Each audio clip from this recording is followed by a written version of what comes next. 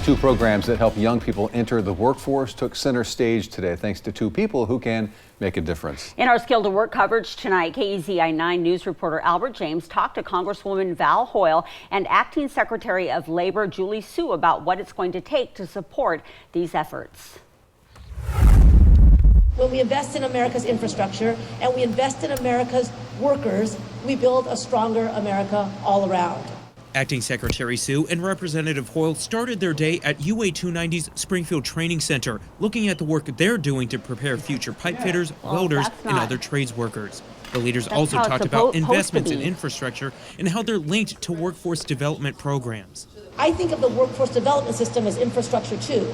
It's roads and bridges. It's a different kind of roads and bridges, but it's the roads and bridges that connect people to the good jobs they want and need, and employers to the people that they want and need. And we need that infrastructure to be as strong as our physical infrastructure. Fifth-year pipe fitting apprentice Mariah Doherty shared her story of how the trade saved her from financial instability as a single mom of two, and how she's challenging the idea of who a trades worker is.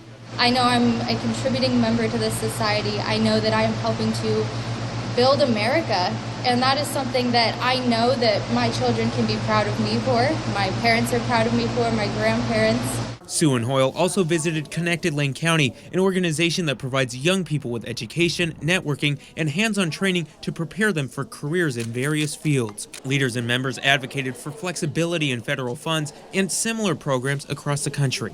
It's one thing to get someone a job, but if they don't have stable housing, they're not able to afford their food, we have to remove some of those barriers so that they can participate fully in a training program. If they could get that same experience, I think it would better the nation as a whole, and I think them coming here is like a good first step to helping that become a reality.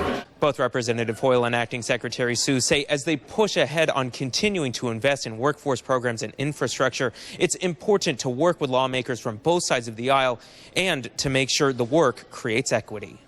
I find issues and reach across the aisle.